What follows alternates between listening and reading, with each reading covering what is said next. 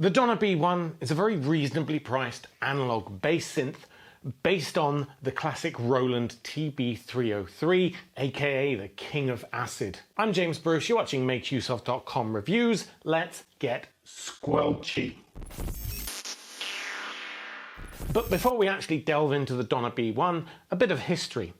The Roland TB-303 launched in my year of birth, 1982, as a way to emulate a bass guitar, and for its intended purpose, it was utter rubbish, and consequently was a bit of a commercial failure. The second-hand market was soon flooded by the flops, and by the late 80s, those who were on a tight budget had managed to grab a bargain and began realizing its potential, creating music with the unique sounds produced by the single mono oscillator synth and the handy built-in 16-step sequencer. This led to the phenomenon of acid house and arguably the entire British rave culture, resulting in some absolute bangers, though I'll admit I'm more partial to a bit of happy hardcore myself. But as they say, the rest is history, and the 303 remains one of the most iconic synths.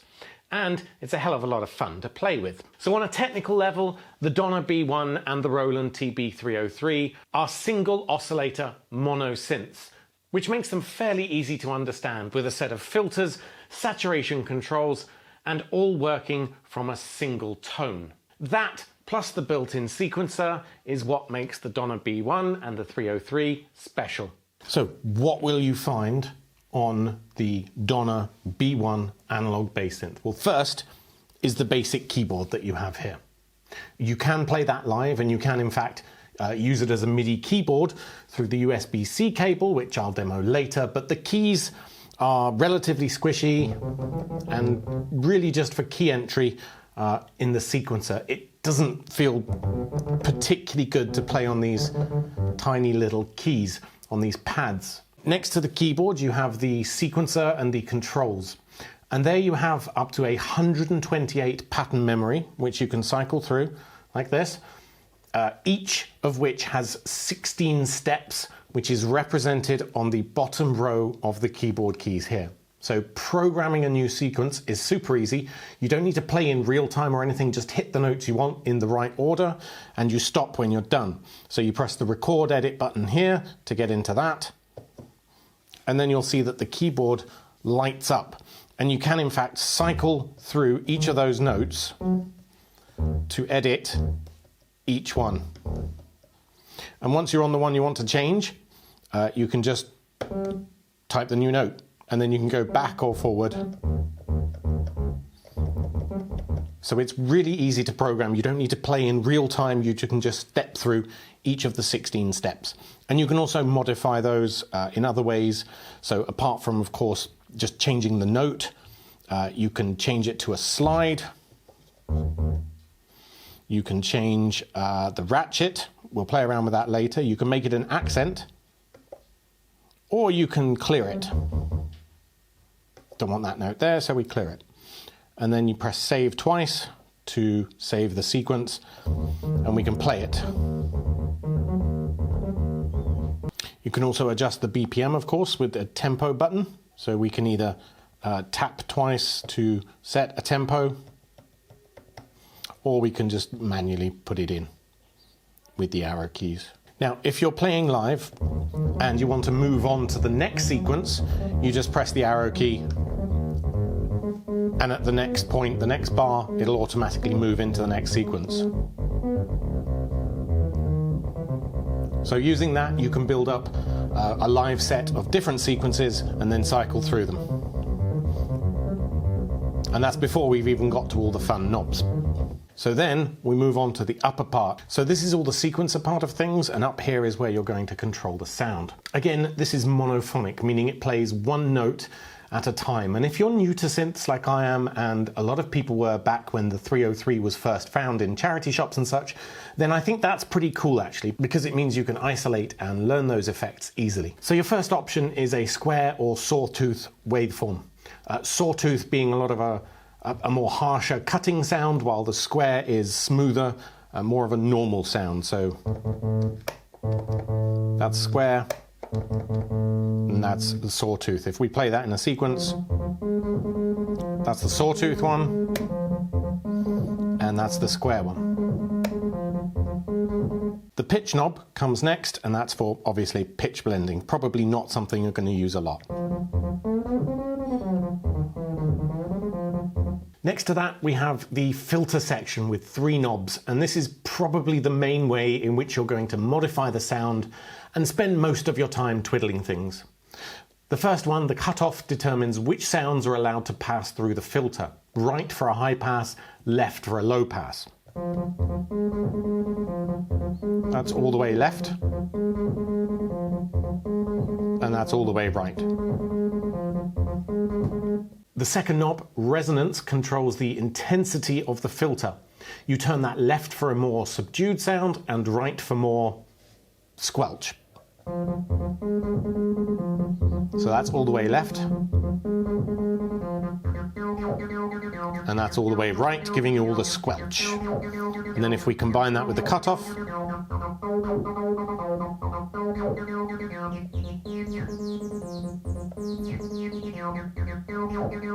lastly is the depth knob, and this, as far as I can tell, just gives you a punchier, jumpy sound. So that's all the way to the left, and that's all the way to the right. Then, to the right of that, you have the decay knob, and that determines how quickly the notes will fall off. Left being punchier, right being a longer note. So all the way to the left, and all the way to the right. Finally, on the right of that, you have the accent knob. This doesn't affect the sounds normally. It only affects the notes that you've marked as accented in the sequencer, and it really just determines how much those are accented. So you'll note that this one's accented, and when it's all the way to the left, it doesn't do much. If we turn that right up, you can really hear that accent a lot more.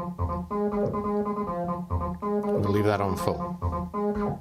Then on the second row, we start with saturation. And first up, we have a toggle there to determine if it's even active. And right now it's on, so if I show you a quick difference, even with the knobs all the way to the left, so they're not really doing much, it's still going to do something, so you can tell the difference. That's on, and that's off.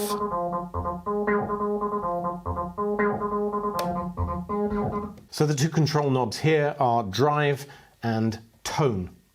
Tone is relatively easy to understand. Turning right shifts the tone towards higher frequencies, while left leaves it more warmer, bassier sound. So that's all the way to the right, giving you higher frequencies, with the left warmer and bassier.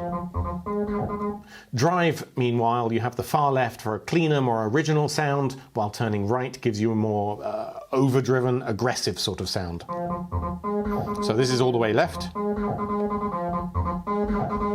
and that's all the way right.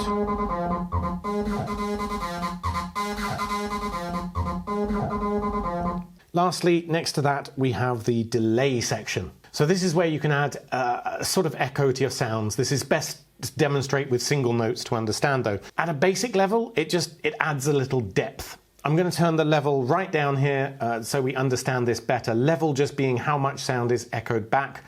Time being how long before it comes back. Then there's feedback, which results in multiple echoes. And the delayed note itself is fed back into the engine. So that's our basic sound. We're going to turn on the delay. It's not actually got a level at the moment, so it's not really doing anything.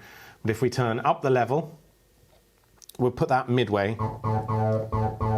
I can't really tell it's doing much yet because the time is on 0, so it's repeating back sort of immediately after you play. If we add that up midway,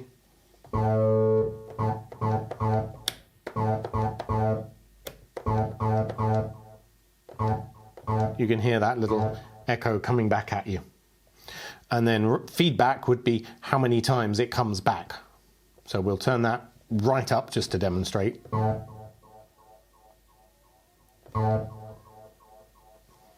Let's turn up the level so you can hear. There we go. So that's basically all the controls you have. And it's the combination of all of these that are going to get your final sound.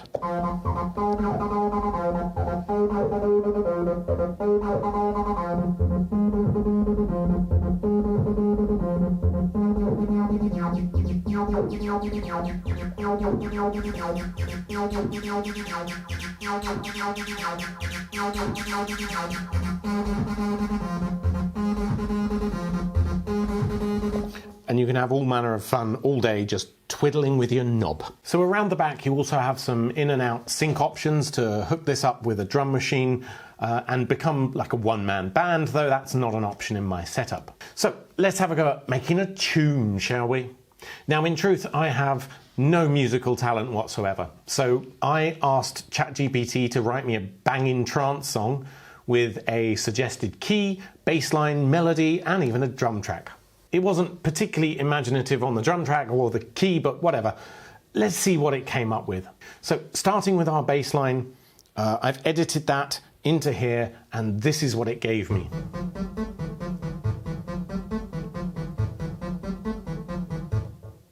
So I'm going to leave that as the first pattern in our song, and then we'll use this as an opportunity to learn how to adjust that in the sequencer area. So first up, I'm going to copy that this current sequence into number 91 by pressing save, going up to 90 and then hitting save again. And then if we shift upwards, we can see that that one's been saved. So then we just need to go record, edit, and then we can cycle through all of these bits. I might add a ratchet here. So we'll go for 2 notes. And then, nope. And then we'll go up to the next one. And we'll add a ratchet for 3 notes, and then we'll go up to the last one and add a ratchet for 4 notes. That sounds like a thing. Let's see what that does.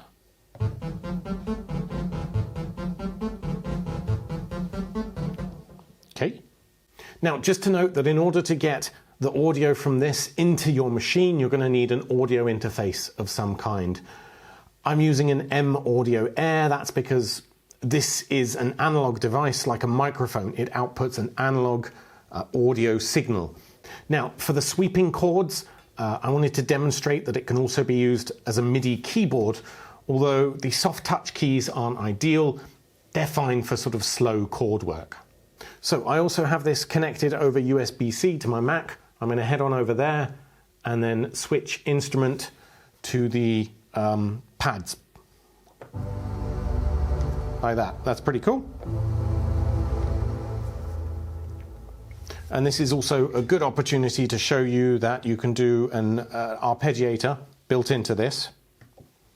So if we do that one again.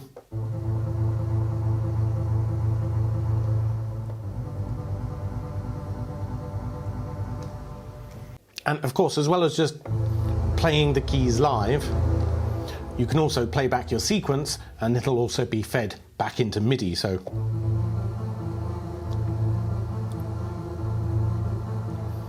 like that. That's pretty cool.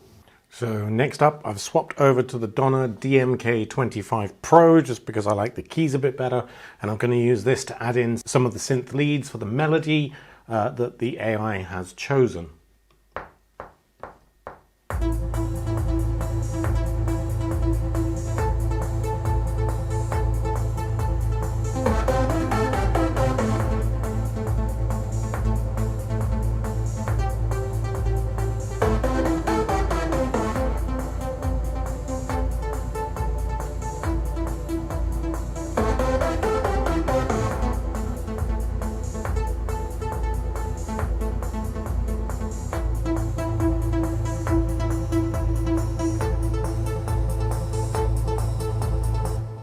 Right, so lastly I'm going to hit play. I'm not going to pre-record anything from this, so the bass line that we make on the Donner B1 will be played live, and we're just going to mess around with it and loop that bit of the song that we just did and see where we go with that. So, and I'm going to switch over to the audio that's coming straight into the computer just so you get a more pure sound there.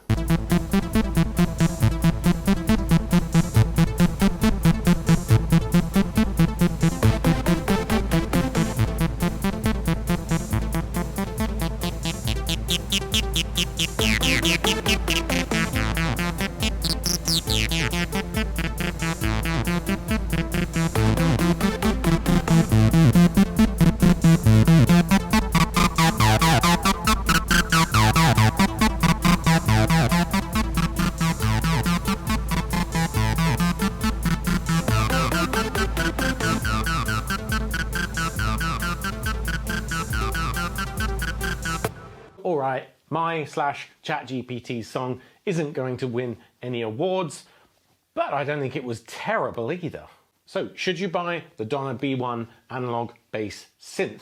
Of course, you could just get that classic 303 sound with a $10 iPhone app or a VST plugin. That said, an official 303 hardware re-release will set you back around $300, while the Donna B1, which is a very close replica, is only around $100. In truth, you're buying this for live performances or because you really want the tactile feel, which does genuinely help to get a feel for what those are actually doing to the sound. No software can compare to actually getting your hands on a knob to feel the music.